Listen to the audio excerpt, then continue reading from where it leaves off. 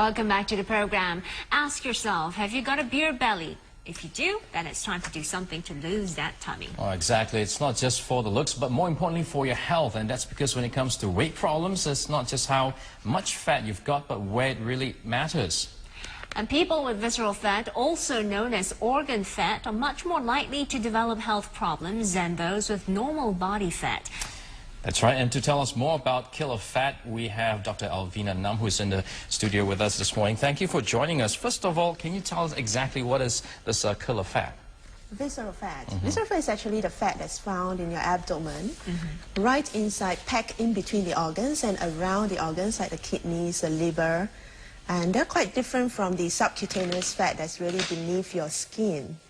The visceral fat is the one that gives a person the protruding abdomen and gives them a beer belly, and also the body shape like a pear instead of the apple.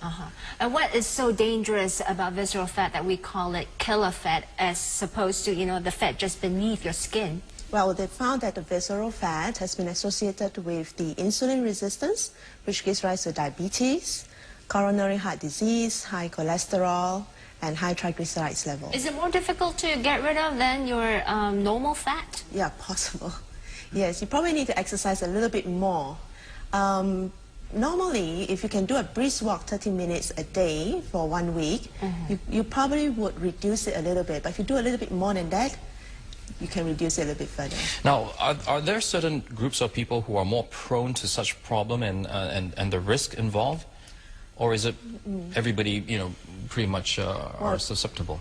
Generally, if a person is living a sedentary life and is eating a diet that's high in saturated fat, they will always be prone to developing visceral fats. But there's certain groups of people who are much more prone to it. Men, for example, tends to accumulate weight around the abdomen, and women generally do not until they're after the menopause. Then they start to develop fat around the abdomen. Why is that? Is it the hormone levels that comes into play? That's right. Because when they reach the menopause, the female hormones start to reduce. Okay. And when that happens, they tend to adopt almost like a male body shape. So organ fat is very dangerous, something that we should look out for. How do you know how do you know how much fat you have? Well, the most accurate method is the MRI and the CT scan, but that really is quite impractical. We can do simple measurements, waist circumference. For men, if they're more than 40 inches in waist circumference, that's too high. For female, be more than 35, or do a waist-hip ratio. But nowadays, they do have equipment that's a bit more sophisticated. Doctor, we have the exactly, and we're going to do a demo right here, and I'm going to put myself to the test and get on this machine that we have here in the studio. So all I have to do is to stand on the weighing machine. Yes. And what do I do? Well, I would have key in your basic details, like your age and... We've already taken some preliminary measurements. That's right. And then you hold it up. Okay. And after a while, the figures will be there. Yeah. And what is it showing, and what is it? Am I healthy? Am I not healthy? Well, your visceral fat is 14%. Normally, it should not be above 9%. Oh dear. So you're too high. I'm too high. Okay, I should do something about that. That's right. Okay. And how accurate is a machine like that? It's pretty accurate. They're going by the bioelectrical impedance, so taking account of the fact that fat tissues have much more resistance compared to other tissues. Okay. Okay, interesting. Okay. Doctor, you said 14%. Is that on the danger level? I mean, what's the range here that we're looking at?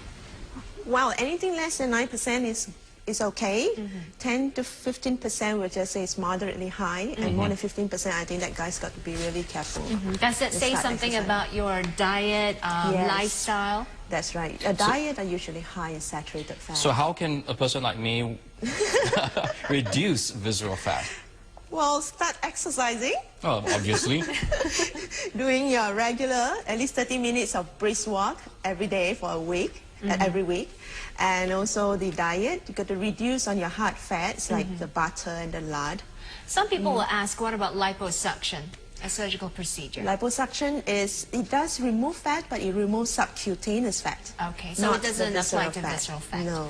Okay, we're running out of time now. Thank you so much, Doctor, for coming in. Thank you, Dom, for being such a, Yeah, putting myself on the line and telling the whole world, yes, I got to stick to my New Year's resolution. Well, we've been talking to Dr. Alvina Nam on the dangers of visceral fat and how you can try and reduce that and risk for your sake of your health. Okay, coming up next after the break.